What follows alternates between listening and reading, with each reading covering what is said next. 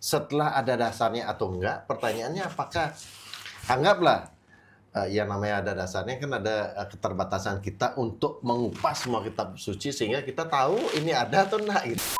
Makanya dikatakan begini Surya, Weda atau kitab suci kita, Weda takut pada orang bodoh. Yang dibutuhkan itu anak muda itu bukan cara lama lagi membaca kitab dan sebagainya. Mereka kan tidak tertarik membaca kitab kalau sangat dogmatis.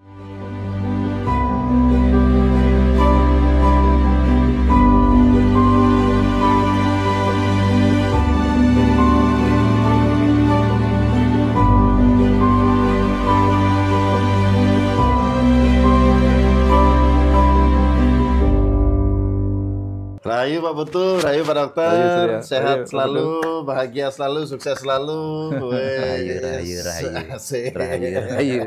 Tapi ini nggak pada. Ini Just walk myself. iya, kita harus percaya sama diri. Oh, iya. Yang nuntun diri sendiri nih. Oh gitu Anjingnya. maksudnya. Dia diikat lehernya, tapi yang megang ekornya. Gitu. Oh, Ayo kita gitu. kemana gitu. Berarti intinya ikut penuntun diri sendiri dari dalam maksudnya ya? Iya, dari dalam diri. Kadang-kadang kita banyak ada info dari luar gitu, tetap lagi konfirmasi ke dalam. Karena kitalah yang menuntun diri kita sendiri. Termasuk tidak terlalu percaya kitab suci. Nah. No comment. Soal pertanyaan dia enggak begitu. Pertanyaan saya adalah, Pak ngomong itu sudah ada dasar tuntunan di kitab suci. Tidak. Ini pun sebenarnya tidak ada penjelasan. Cuma saya menjelaskan sendiri. Kitalah yang menuntun diri kita sendiri. Tapi saya teringat cerita Pandawa Seda ketika Yudhistira dituntun ke surga oleh anjing itu, jadi ingat. Ternyata anjing itu jelmaan Betara Dharma. Artinya Dharma lah yang menuntun sang jiwa gitu, Pak. Dan Wah, itu ada di kitab suci. sesuai dengan kitab suci atau? Ada di gini kitab Mahabharata. Gini Pak Dokter. Iya. Saya mau masuk di kenapa saya tanya begitu karena Baju dari topik. karena seringkali itu ada pertanyaan setiap ada statement tertentu selalu ditanyakan ini sesuai dengan kitab suci apa enggak? Ada dasarnya enggak? Ada dasarnya enggak gitu. Sehingga apa? Oke, setelah ada dasarnya atau enggak, pertanyaannya apakah anggaplah yang namanya ada dasarnya kan ada keterbatasan kita untuk mengupas semua kitab suci sehingga kita tahu ini ada atau enggak gitu. Kadang-kadang kalau saya pribadi kadang saya tahu, kadang nggak tahu juga nih ada nggak di kitab suci atau enggak itu. Nah sekarang pertanyaan begini Pak. Dan ada yang selalu mengaitkan sesuatu itu adalah kitab suci. Pokoknya sesuatu di kitab suci jalanin. Suatu di kitab suci jalanin. Bahkan kemarin kita seru kita podcast ya Pak Dokter ya. Ya bukan podcast ya, artinya kita dialog di TikTok live. Ketika tanda kutip di kitab suci, kebetulan saya nggak baca jadi tanda kutip saya nggak tahu juga gitu. Ada pesing gitu yang jelas beredar di TikTok bahwa pada hari tertentu, hari itu hari Jumat tidak boleh keramas. Ya, supaya karena diceritakan bahwa pertempuran yang antara Betara Kala dan Siwa sehingga itu tidak diperbolehkan karena air keruh sehingga itu ada di kitab suci sehingga kita juga tanda kutip juga diarahkan untuk mengikuti karena itu ada di kitab suci. Nah pertanyaannya apakah begitu cara kita menyikapi? Atau bagaimana Pak Dokter? Ya, kalau bicara tentang kitab suci, Surya kan ada di ajaran kita bahwa kepercayaan itu atau keyakinan kita itu ditentukan oleh kekuatannya melalui 4 hal. Satu, agama pramana atau sabda pramana. 2, anumana pramana. 3, upamana pramana. 4, pratyaksa pramana. Jadi agama pramana itu apa kata agama dalam arti kitab suci dan apa kata guru sabda pramana. Kemudian yang anumana pramana bagaimana kita menganalisa masuk akal enggak baru kita bisa yakini. Yang ketiga upamana ketemu enggak hal-hal yang mendekati yang masuk akal di situ. Kemudian yang kelima contohnya upamana itu upamana itu misalnya analogi seperti ini kan. Okay. Oh iya ya. Biasanya sih kalau ada asap, ada api, logika. Kemudian ini saya pernah ketemu ini, masuk akal sih. Okay. Ya. Kemudian yang pratyaksa pramana, yaitu kita sudah periksa langsung. Membuktikan langsung. Tapi di semua ini kan berkenaan dengan figur otoritas. Agama pramana kita yakin karena itu apa kata agama. Tapi kan agama yang diyakini kan agama yang menurut kita ada otoritasnya. Iya. Kalau kita bukan agama A, pasti nggak percaya pada apa kata agama itu kan. Kemudian sabda pramana, itu sabdanya siapa? Kalau orang yang bukan saya percaya, maka saya nggak akan percaya apapun sabdanya. Jadi ujung-ujungnya kembali kepada sabda, siapa orangnya. Contoh nih misalnya, ada kitab suci, ini kembali kepada kitab suci. Ada kitab suci yang disebut sebagai seruti, jadi sifatnya pewahyuan. Kita percaya, misalnya ada Caturweda merupakan wahyu, karang.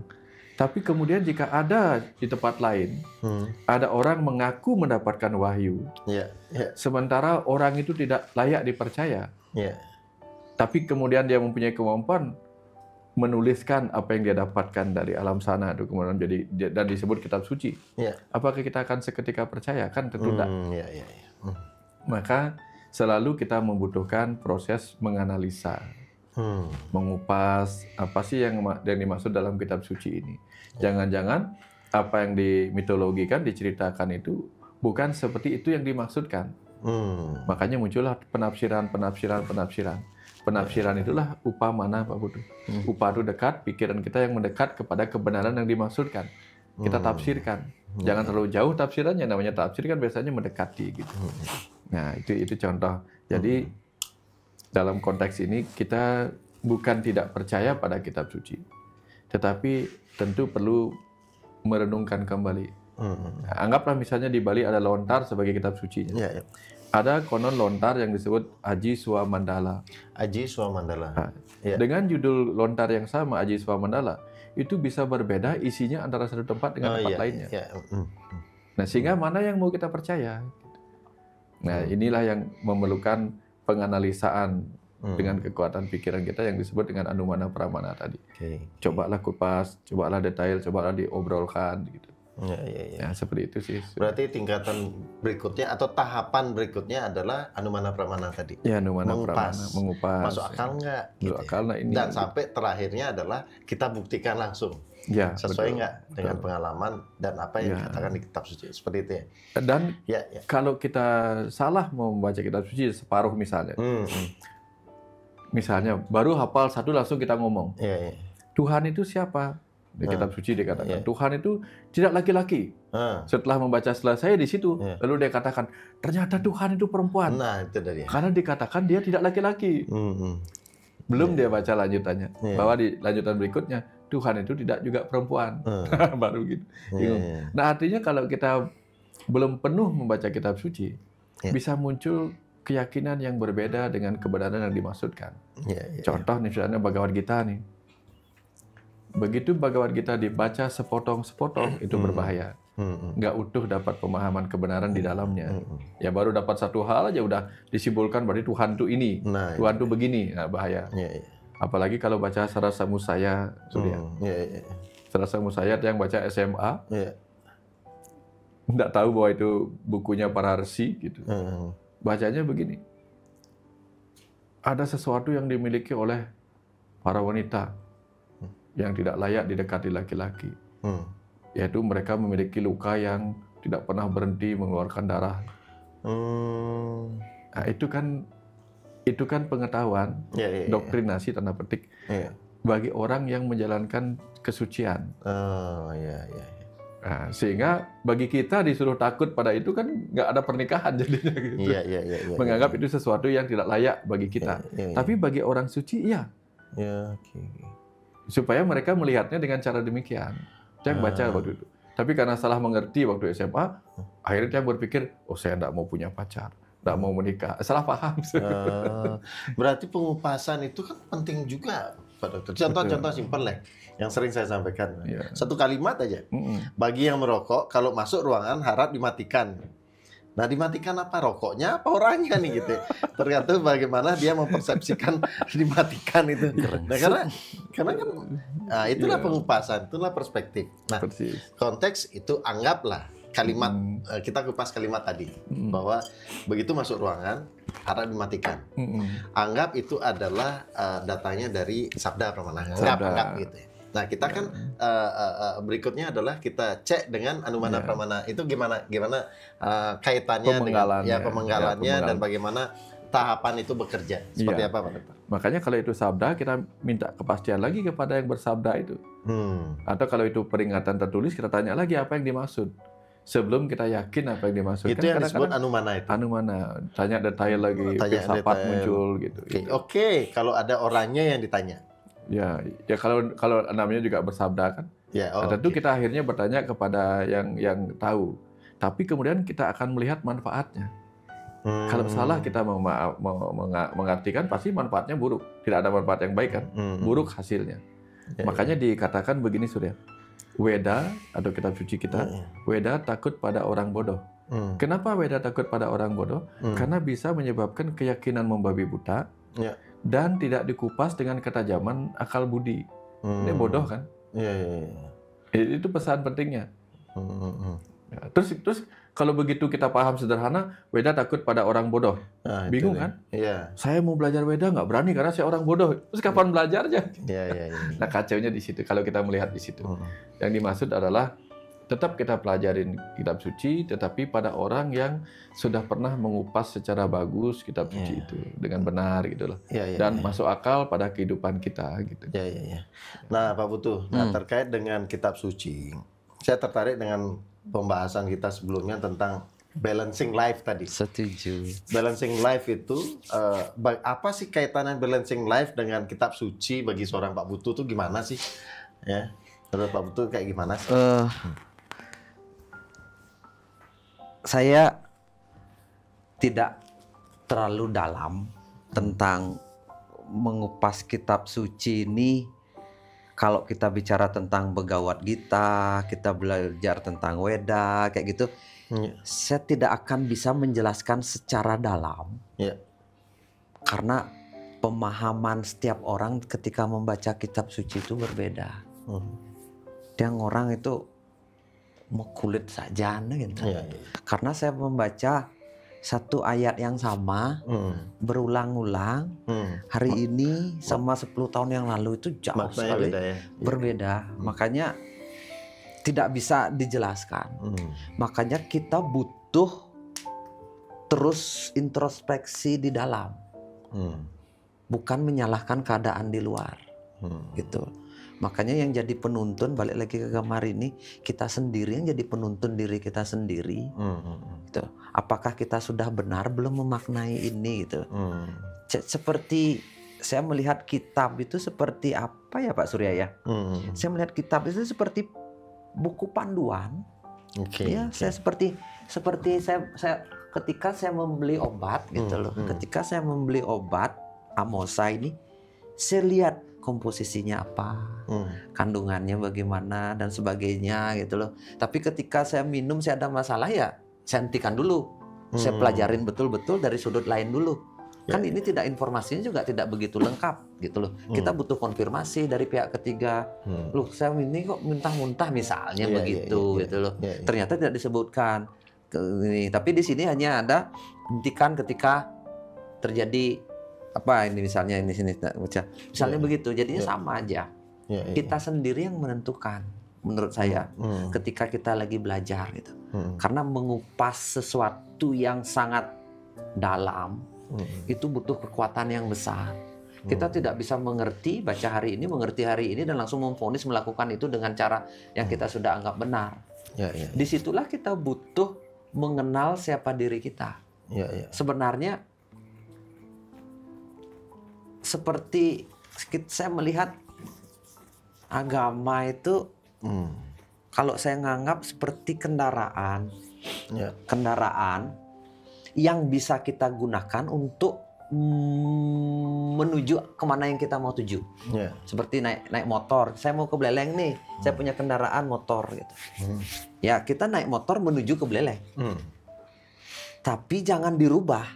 Kalau menurut saya, motor itu jangan dipuja. Tapi motor itu sarana kita menuju ke Singaraja itu.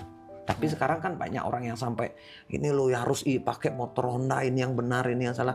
Bukan, ini sarana kita untuk menuju tujuan hidup kita yang mana itu loh. Di situ yang menurut saya jauh, ya belum tentu saya benar sih, tapi itu sebagai alat kita untuk menuju tujuan kita. Tapi bukan sebagai bahwa ini lo yang benar, ini motor kamu yang buruk, ini salah sudut pandangmu gitu. Tidak. Tidak dipakai untuk menghakimi. Iya, sebagai itu yang kadang-kadang kita, makanya apakah kitab suci sebagai alat kita untuk saling menyalahkan, kan salah juga gitu loh. Seharusnya sebagai alat untuk menyatukan, tapi malah saling menyalahkan. Nah makanya balik lagi saya ngomong tentang balance your life itu. Kita harus menemukan dulu keseimbangan di dalam, baru kita bisa memahami apa yang di luar. Karena kitab pun sebenarnya ada di luar kita, Pak Surya. Apa yang kita baca itu kan kita cocokkan kembali ke dalam ini. Benar nggak? Kita cocokkan kembali. Iya, kita mengkonfirmasi lagi ke dalam diri kita. Mengkonfirmasi benar nggak ini? Karena seperti Pak ini, saya tidak pria, tidak juga wanita, kan bingung yang mana yang benar. Benar-benar sangat berisi, butuh kecerdasan yang luar biasa. Makanya disinilah pentingnya alat bantu itu berupa pemaknaan dari orang lain sebagai jawaban kita. Tapi yang terpenting pemaknaan kita ke dalam diri jauh lebih penting. Yang jadi ingat ini berkaitan dengan herbal nih Pak Putu ya. Kalau bagi orang herbal di masa lalu, kitab sucinya lontar itu mungkin Taru Pramana yang ditulis di situ. Lalu dalam Taru Pramana itu konon ada salah satu yang bertulisan ada daun yang bisa dipakai obat, tapi tidak disebutkan daun. Pakai ini sebagai obat. Namanya Rangde Lumaku. Dipahamilah Rangde Lumaku itu artinya jalan. Jadi dia tungguin rangde yang lagi nari atau jalan, kemudian apa yang keluar dari situ diambil. Itu rangde lumaku. Salah. Bukan rangde yang itu yang dimaksud, bukan rangde yang sedang jalan kayak gitu, bukan. Rangde itu artinya balu. Menjalan itu lumaku artinya mentas. Jadi yang dipakai obat itu adalah janda yang lagi mentas, lagi jalan. Dicarilah janda yang lagi lewat gitu. Ini kacau lagi itu. Padahal yang dimaksud balu mentas, yaitu beluntas. Nah yang terakhir, ini daun beluntas yang dimaksud. Coba bayangkan kalau pengupasannya tidak sampai ke titik yang dimaksudkan. Randenya dicari atau balunya dicari. Beluntasnya kelewatan gitu. Nah ini bayangkan kalau bahasa-bahasa orang-orang tua dulu, ya kan orang tua dulu bahasanya sering mekulit Surya. Contoh kayak kita obrolkan minggu lalu kan. Antangnya tekekang, bawang angwan pesikepan, benar-benar bawang dipakai. Gitu. Nah sekarang ketika kita bicara apa Pak Putu, silakan. Saya berpikir tadi agama itu atau kitab itu jangan pakai memvonis orang lain itu aja. Pakai untuk introspeksi ke dalam. Itu ketika orang melakukan kesalahan kita pakai mengejas berdasar kitab ini itu nggak boleh. Itu yang paling saya nggak setuju Pak Surya. Jadinya untuk introspeksi ke dalam.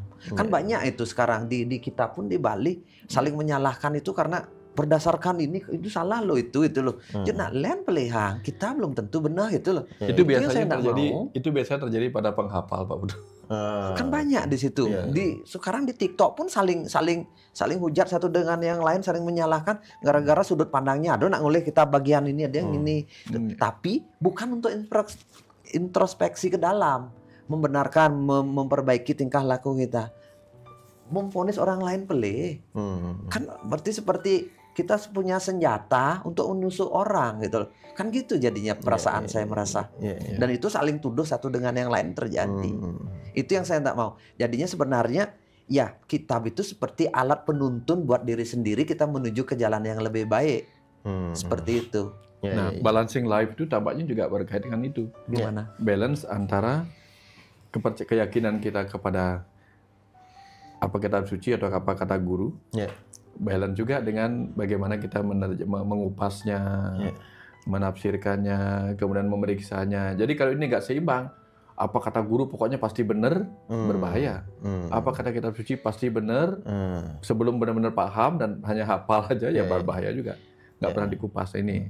Ini harus balance antara 4 ini. Nah, balancing life lagi. Ternyata balancing life itu tidak hanya dalam satu sisi kehidupan saja, dalam banyak hal. Balancing mind, body, and soul, balancing trihita karana tadi, harmonis dengan pelemahan, periangan, powongan, harmonis dengan tubuh jiwa kita kan kemana-mana sebenarnya sih tujuan kita. Trihita karana kan balancing life juga kan, keseimbangan semua antara alam, lingkungan sama Tuhan, dengan kita sendiri juga, dengan orang di sekitar. Kan itu yang memunculkan kesehatan juga. Sudut itu. Nah, ketika sesuatu atau kitab suci itu tentu ada pemaknaan yang diberikan oleh pembacanya gitu, entah siapapun. Baru terlihat bahwa pemaknaan atau pengupasan itu terlihat positif atau negatif ketika tersampaikan kan gitu. Nah, oke lah ketika itu positif, merubah keadaan lebih baik segala macam, menjadi satu ini saya layak percaya kitab suci ini. Tapi yang namanya hidup kan paradoks, ada juga yang mengupasnya membuat kehidupan tidak lebih baik atau negatif lah kasarannya seperti itu. Nah, sehingga ada timbul juga dalam hal ini seberapa penting sih saya harus percaya kitab suci itu, kan akan muncul pertanyaan seperti itu. Nah, menyikapi hal itu bagaimana Pak Dokter? Tentu sudah tersampaikan sebelumnya, tapi menyikapi dengan pertanyaan, seandainya ada pertanyaan seperti itu bagaimana? Pertanyaan apa sih? Yang lah, yang positif kita bisa sadari bahwa dan kita bisa kenali, kitab suci itu membawa kebaikan, bagus, layak dipercaya. Tapi ketika pengupasan negatif, kemudian orang yang mengupas juga berperilaku negatif, tentu kita beranggapan bahwa, atau siapapun bisa beranggapan bahwa nggak dipercaya. Berarti perlu kita tidak percaya dong kitab suci itu gitu, apapun yang dibacanya. Nah, ketika ada pertanyaan, terus apakah penting kita percaya kitab suci lagi setelah melihat situasi itu? Nah, respon Pak Dokter seperti apa dengan situasi itu? Kalau Tiang disuruh begitu, tetap Tiang akan mengembalikan tidak segala hal 100%. Kalau kitab suci sendiri, tentu kita baca sendiri. Bukan percaya pada apa kata penafsiran orang lain. Kita baca sendiri. Seperti ininya Pak Putu digambar. Just walk myself. Artinya kita mengikuti diri kita. Kalau rasanya penafsiran kita cocok dengan dia, ya mungkin baru kita mirip-mirip aja sih.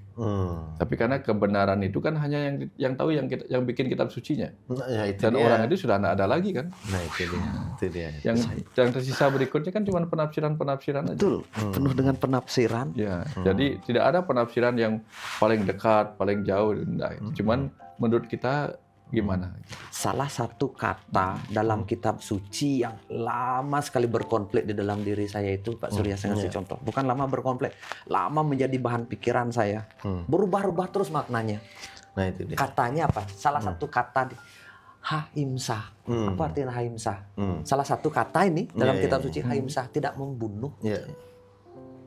Maknanya dari awal, dulu Ahimsa ini membuat hidup saya penuh dengan fanatik. Tidak membunuh.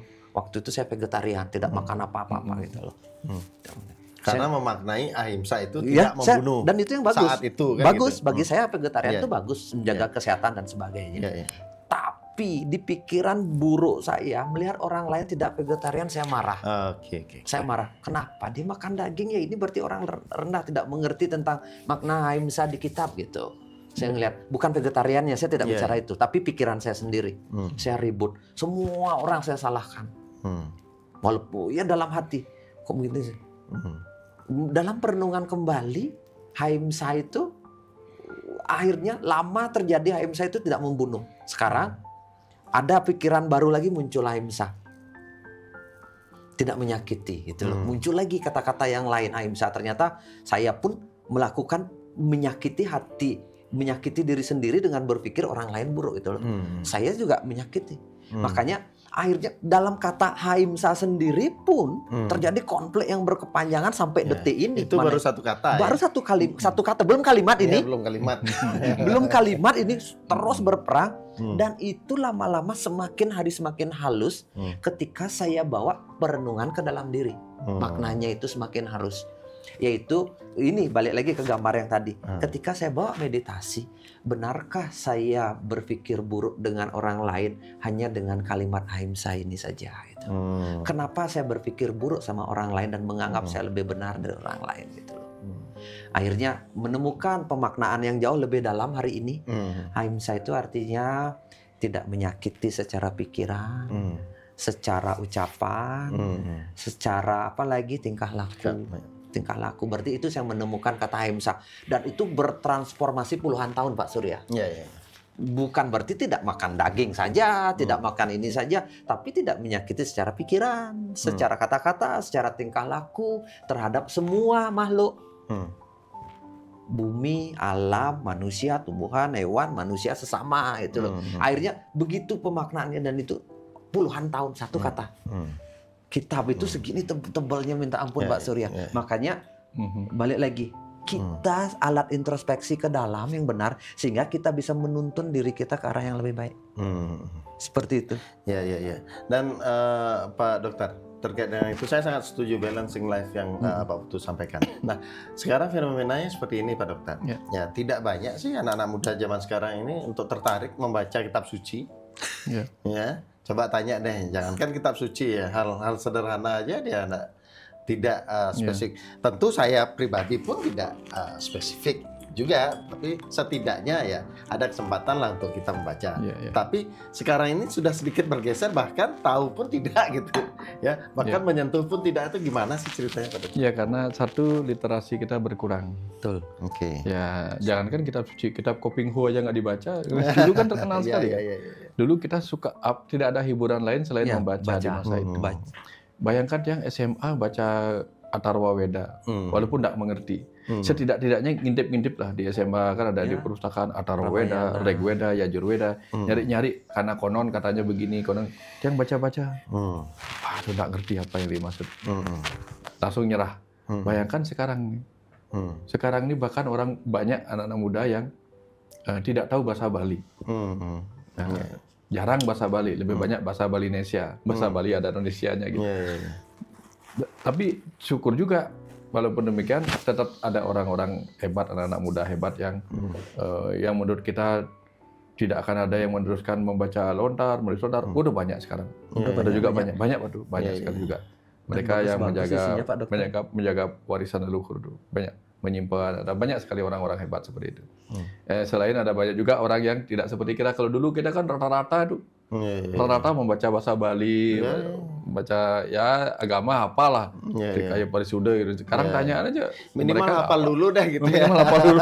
Sekarang nggak ada. Gitu. Minimal hafal dulu dah. Tetapi kemudian mereka akan berkembang di sudut yang lain.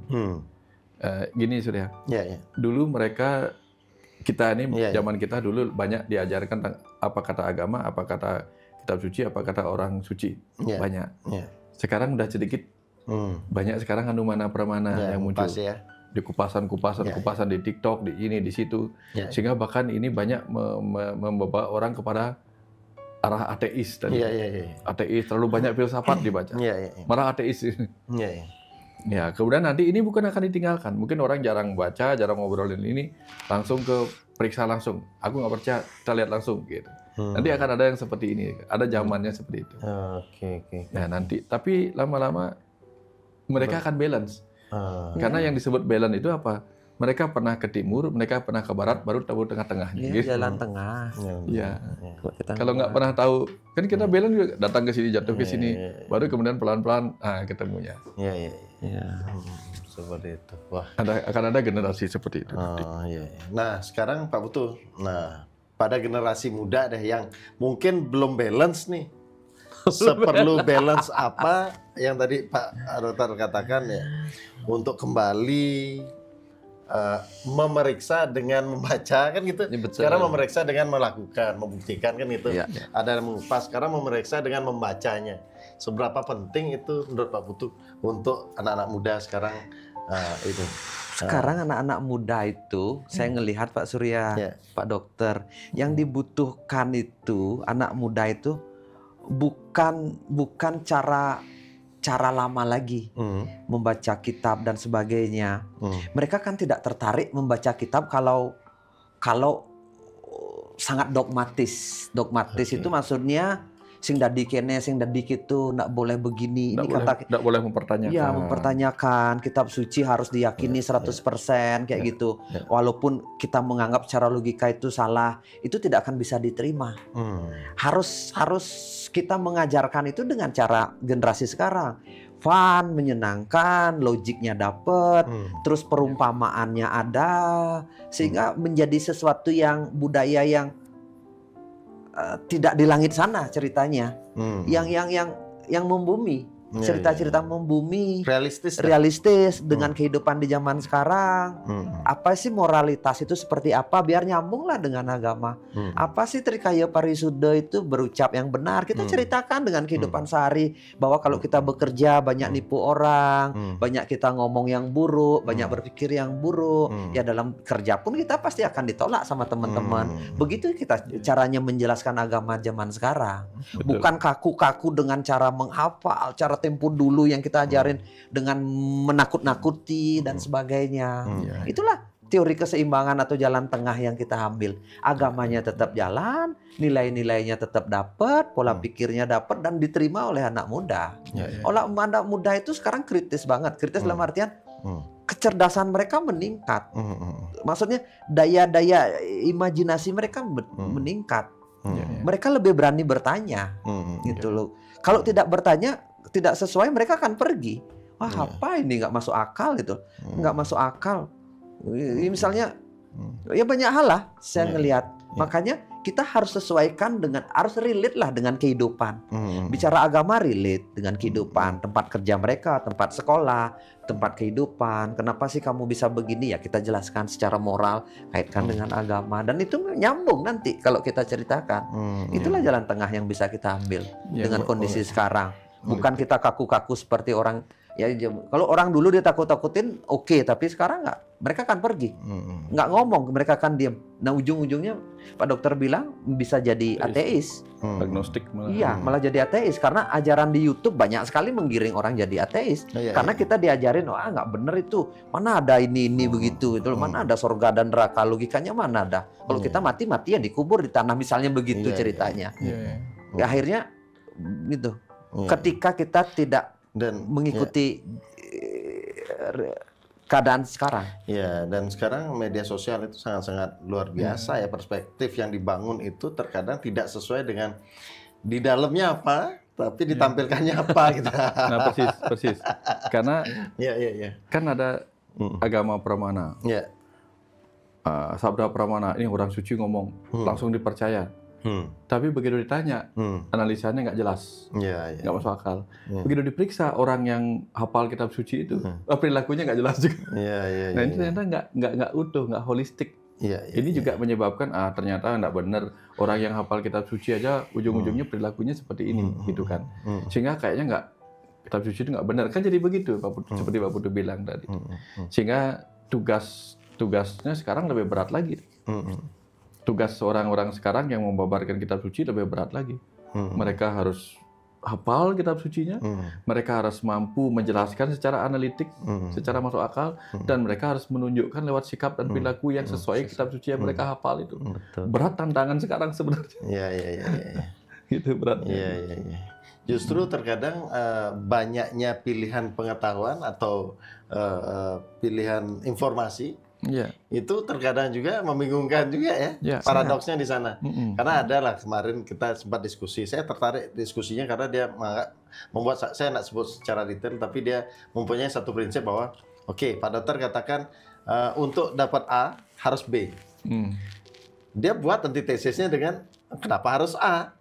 Kenapa nggak C atau sebaliknya atau sebaliknya. Nah, tetapi ketika justru digali secara personal, ternyata nggak seperti itu maksudnya. Gitu. Artinya apa? Artinya apa yang tertampilkan di media sosial belum tentu itu menjadi konsep yang betul real di dalam dirinya, sehingga ya itu perlu kehati-hatian ya Pak Dokter. Nah, menyikapi hal itu bagaimana Pak Dokter? Anggaplah kita bicara sumber pengetahuan, salah satunya adalah bagaimana kitab suci sebagai sumber pengetahuan. Tentu di zaman modern sekarang adalah sumber pengetahuan ada di media sosial. Nah, gimana itu menyikapi kita menfilter lah ataupun menyikapi kesadaran kita menikmati sajian pengetahuan di media sosial itu seperti apa? Ya. Sebenarnya kembali kepada kalimat penting di Weda. Weda takut pada orang bodoh. Dulu Wedanya tertulis, sekarang Wedanya dilisankan di media sosial. Jadi pengetahuan itu dilisankan. Weda itu kan bukan hanya kitab suci saja. Weda kalau dalam makna pengetahuan kan semua pengetahuan itu dia. Bisa kita dapatkan informasinya di berbagai media. Kalau kita bodoh, kita akan mudah dibodoh-bodohi. Karena terlalu cepat percaya tanpa berpikir kritis seperti yang dibilang Mbak Putu. Jadi untuk menyikapi hal itu, bekali diri kita dengan kekritisan lebih dulu. Ya, tapi tetap pegang kepercayaan. Kalau terlalu kritis, ujung-ujungnya bisa berbelok ke ateis atau agnostik. Saking kritisnya. Tanpa dibekali, kalau Tiang kan dulu membekali diri dengan keyakinan bahwa ini benar. Ada benarnya di sini. Begitu tafsirnya tidak sesuai, oh mungkin tafsirnya yang salah, bukan kitab suci yang salah. Nah, kita kembalinya ke situ. Jadi bukan berarti menampikkan kebenaran itu, tetapi kembali meragukan apa kata orang gitu. Seperti nah, kembali ke tadi, berarti konsep utama adalah balance tadi. Balance. Betul. Nah, sedikit deh Pak Putu, konsep balance ini kan penting juga. Pola-pola ini secara kecerdasan tersampaikan, secara energi juga terasakan, secara materi juga dilakukan kan gitu. Betul. Misalnya. Gimana? Boleh nggak cerita sedikit tentang Faras Balance Life? Nah, saya tertarik ke sana karena sesuatu terkait dengan balance penting untuk kita diskusikan kan gitu. Orang sakit dalam hidupnya, dia sebenarnya tidak memiliki keseimbangan dalam hidup. Gitu. Banyak orang berpikir keluar saja. Kadang-kadang dia berpikir pekerjaan, segala sesuatu di luar, dia lupa sama dirinya. Itu berarti hidup yang tidak seimbang. Itu terjadi dalam badan, pikiran, sama jiwanya. Itu sama saja. Dan balance life ini adalah solusi kita, jalan tengah kita untuk hidup lebih sehat, lebih kuat, lebih mandiri, lebih berspiritual, dan sebagainya. Makanya saya berpikir, kenapa kita tidak membuat komunitas bagaimana kita membangun balance your life, Faras Balancing Life. Ya berawal dari bagaimana kita menjaga kesehatan diri. Ya salah satu bentuk spiritual adalah menjaga tubuh ini kan, kita menjadi sehat dan sebagainya. Makanya Faras Balancing Life ini kita rancang, kita awali dengan bikin sebuah kegiatan yang berupa retreat. Nanti ke depannya akan menjadi sebuah komunitas yang sangat besar sekali. Saya berharap bisa menjadi komunitas besar yang bisa mempengaruhi orang-orang yang ingin hidupnya sehat, seimbang, tapi tidak punya tempat untuk bernaung. Gitu. Bernaung. Misalnya orang tahu kok untuk sembuh diabetes, untuk menjaga pola makan yang sehat gitu. Tahu kok mereka harus olahraga, harus seimbang, kurangi gula. Dia tahu kok. Yang diajak enggak ada. Tapi mereka nggak punya komunitas. Akhirnya lama-lama bobo jadi singnya ajak ngopi nongkrong gitu. Dikira temen gitu, akhirnya nggak enak, akhirnya kita nongkrong karena nggak ada komunitas hidup sendiri. Karena saya pernah mengalami itu. Saya orang yang ngerti kesehatan, saya herbalis, tapi akhirnya terjerumus dengan kegiatan-kegiatan yang sangat merusak fisik. Itu sangat merusak fisik, di mana saya begadang, bagaimana saya harus berpikir uang melulu, tidak seimbang. Nah sekarang saya mulai minimum dimulai dari 3 orang yang terus diskusi ini. Saya, Pak Surya, Pak Dokter, yang terus mengembangkan ide berpikir bagaimana membangun keseimbangan hidup. Akhirnya terjadilah EMBOS, yaitu Energi Mind Body Soul Healing. One day workshop itu, one day healing itu. Banyak orang ngumpul mulai. Ini sudah sekitar 200-300 orang sudah menjadi komunitas kita. Orang-orang berawal dari sakit, tapi kan ternyata pikiran-pikiran mereka bertumbuh. Ya menjadi komunitas, walaupun komunitas EMBOS yang masih kecil. Nah ini kita turunkan menjadi komunitas yang jauh lebih besar nanti, yang bisa punya komitmen yang sama. Dan kita buat sebuah event nanti berupa retreat, yaitu ini Faras Balancing Life itu. Faras Balancing Life, ya kita selenggarakan bulan Mei ini. Itu loh, bulan Mei 16, 17, 18. Kalau berkenan nanti teman-teman mulai membangun gerakan sehat, gerakan membangun keseimbangan hidup, ya yang punya misi bersama-sama membangun komunitas yang baik sehingga kita bisa memiliki posisi tawar gitu loh dalam lingkungan. Contoh posisi tawar itu gini, Kalau kita main contohnya ke supermarket lah atau ke minimarket, sebagian besar makanan itu buruk semua. Buruk semua, tidak sehat. Minumannya tidak sehat, mengandung gula semua. Roti-rotian tidak sehat semua. Makanan semua, snack-snack tidak sehat. Tapi andai kata kita Paras Balancing Life ini, komunitas kita ada 10.000 misalnya. Atau 1.000 saja. Dia akan melihat komunitas ini yang tidak mau makanan tidak sehat gitu loh. Saya mau makanan sehat yang kandungannya seperti ini. Kira-kira ada nggak perusahaan yang mau buat untuk komunitas kita yang jumlahnya 10.000? Ada yang mau. Nah, kalau orang-orang baik ini berkumpul, orang-orang yang ingin membangun hidup yang balance ini berkumpul, kita punya posisi tawar, tidak berdiri sendiri-sendiri. Itu tidak, kita akan ada suppliernya. Ada suppliernya yang datang. Ini kita akan siapkan makanan yang sehat. Tidak mengandung pengawet, penyedap misalnya. Ini orang marketnya ada 10.000 misalnya. Siapa yang punya marketnya ini? Paras Balancing Life ini. Saya berpikir itu mudah-mudahan suatu saat ini bisa terwujud. Mulai gerakan kecil bertiga dulu. Habis itu Embos dulu. Sudah mulai terbentuk Embos, nanti Paras Balancing Life. Jadinya tidak hanya orang sakit saja. Yang orang-orang yang ingin hidup yang clean, bersih, balance untuk kebahagiaan, untuk mencintai dunia dan kehidupan ini, seperti itu. Iya, keren tuh. Berarti Mei di 16, 17, 18. Embos jalan terus, Pak? Terus tiap bulan. Kalau itu kan memang kita pelayanan untuk orang-orang yang sakit, orang-orang yang membutuhkan kesehatan, butuh mindset yang bagus. Nanti punya jalan akses ketemu pelatihannya Pak Surya. Pak Surya kan belajar tentang hipnoterapi, bagaimana menterapi.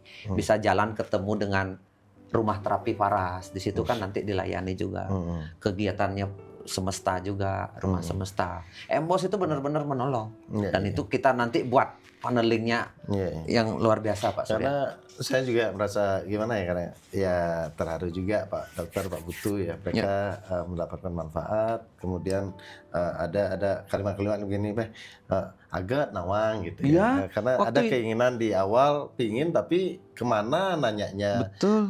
Seperti apa ya, minimal ya seperti kita selalu katakan ya, bagi kita tidak ada yang terbaik, tapi tercocok, kebetulan cocok, ayo aja kita cocok-cocokkan diri kan gitu. Seperti kemarin kan tujuan kita sama. Acara Emos kemarin kan banyak akhirnya yang minta terapi sama Pak Surya. Kalau nggak ada jalan ya gimana gitu, menterapikan langsung di tempat kan. Orang yang mau bunuh diri itu gara-gara sakit itu terus kan, kepikiran mau gantung diri terus. Akhirnya kan mulai dapat pencerahan. Jadinya awal kalimatnya apa dia bilang? Apa kalimatnya lupa saya waktu itu. Kalimat negatif terus dia keluar. Habis itu dia akhirnya mulai, oh iya saya harus berbenah seperti ini. Habis itu orang akhirnya banyak datang ke rumah terapi saya. Yang mau intensif benar-benar dipandu secara detail masuk ke rumah terapi. Kita pandu benar-benar ada problemium apapun. Gitu. Oke, ya mudah-mudahan ya keinginan besar Pak Putu, Pak Dokter, saya pribadi untuk bagaimana menyeimbangkan kan gitu. Bagi yang memang setuju atau satu frekuensi dengan keseimbangan itu penting, ya mungkin akan bergabung. Bagi yang tidak ya nggak apa-apa juga kan gitu. Karena komunitas rumah semesta nanti kemungkinan akan gabung Pak Dokter, teman-teman di Jakarta di mana kalau mau ikut retreat di sini nanti kan. Karena visi misi kita kuat sekali nih Paras Balancing Life ini. Benar-benar kita membuat komunitas. Saya melihat banyak komunitas lari aja mulai banyak terbentuk. Komunitas banyak lagi, komunitas herbal, komunitas apa. Komunitas positif. Nah ini malah balancing life, keseimbangan hidup dari semua sisi. Wah, keren. Karena era sekarang kan era kolaborasi. Dalam artian kolaborasi ya, ketika kita tidak punya komunitas kayak Pak Putu bilang ya akhirnya mati sendiri gitu, dalam artian keinginan tinggi tapi ketika tidak ada support sebagai satu komunitas ya malas juga, kemudian tidak siap dengan berbenturan, berbeda pendapat segala macam. Tapi ketika kita satu tujuan, visi misi, tentu lebih memudahkan. Hal sederhana ini Pak Surya. Kemarin kan acara Embos, snack kita kan kacang rebus sama pisang rebus, sama pisang rebus sama ubi rebus. Kalau saya makan di luar sama teman-teman ini kita butuh Eka, duit banyak, makanan kampung. Begitu ngomongnya Pak Surya. Ketika kita ngomong kacang rebus sama pisang rebus, tapi kalau di acara Embos, enaknya pisang rebusnya sama kacang rebus dan sehat lagi. Itu sudah dia bilang ada udah sehat, nostalgia waktu kecil. Jadinya komunitas ini mensupport kita untuk makan sehat. Coba Iya. pisang rebus enak nggak Pak Iya, Surya? enak. Enak sekali. Coba kacang itu sama ubi itu enak. Iya. Tapi kalau coba salah komunitas, ketawain kita. Iya. Itu maksud saya Pak Surya. Iya, Di iya. Embos ini Cuman saling ada support. kurang Batu. Nanti kita tambahin telur rebus lah. Saya setuju telur rebus lagi satu. Nah maksudnya Iya. nanti lama-lama, Iya. ini Dewo direkturnya Paras. Telur rebusnya yang gini aja, apa? Telur yang kecil-kecil. Telur Puyuh.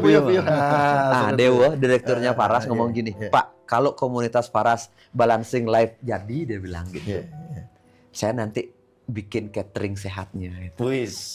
Itu bikin catering. Dia nanti bilang bikin catering sehatnya. Yang tidak bisa masih kerja, terikat waktu, terus tetap ingin hidup sehat, kita siapkan produk. Loh, Iya. komunitas belum terjadi udah kepikir industri masuk. Catering sehat yang tidak mengandung gula, tidak mengandung tepung, tidak berminyak dan sebagainya. Iya. Iya kan? Akhirnya kan terbentuk yang kita butuhkan, makanan sehat muncul. Kalau dulu kan makanan yang ya fast food apa segala macam. Sekarang saya nanti industrinya Pak, saya nanti buat cateringnya. Iya kan akhirnya bermanfaat buat kehidupan Pak Dokter, bener nggak? Ya, Yang dulu susah diakses. Walaupun ide-ide Paras Balancing Life ini catering sehat itu belum ada dalam kitab suci ya kita. Nanti kita buatkan kitab sucinya. Ya, Pak Dokter nanti buat bukunya Paras Balancing Life. Balancing Life untuk menemukan kewarasan hidup, ya kan? Iya. Saya yang garuk-garuk membayangkan tugas yang belum selesai dikasih. Saya yang garuk-garuk sendiri. Karena saya pikir, saya satu buku untuk menulis itu ya, nih buku kedua ya. Buku udah pikirnya gimana ini. Pak Dokter, tiap saat ada ide, ada ya. Lu Pak Surya, saya mau buat buku juga satu. Iya. Mudah-mudahan Mei jadi. Iya, mantap. Mantap. Biar balance sih, biar Iya, balance. nulis saya coba nanti ya. Iya. Ya. Aduh, luar biasa sekali. Terima kasih Ya, Pak Dokter, ya, Pak Putum. Diskusi kita mudah-mudahan ada hal yang bermanfaat, teman-teman. Kita juga di sini tidak hanya mewacanakan, tapi kita betul-betul membuat satu wadah. Ya. Memang diperuntukkan bagi yang memang satu frekuensi gitu. Ya. Bagi setuju dengan bagaimana balance life, siapa yang setuju tentang bagaimana kita harus kembali memaknai pikiran, tubuh dan jiwa kita, ya ayo kita gabung-gabung di sini. Siap. Kita saling menguatkan kan gitu, kita Setuju. belajar bersama, kita saling menguatkan, kita bertumbuh bersama kan begitu. Mantap. Dari bincang-bincang santai Iya. bisa terwujud itu Pak, akhirnya menjadi retreat di bulan Mei sebagai cikal bakalnya. Excited sekali Pak Surya. Iya. Karena ide bisa menjadi sebuah kenyataan itu, waduh, senangnya minta ampun. Bener Pak Surya, Pak Dokter ya. Oke, makasih Terima banyak. kasih Pak Putu, Pak Dokter, sehat selalu, rahayu selalu, Ya. pokoknya tetap di The Mitos Gen, Bayu.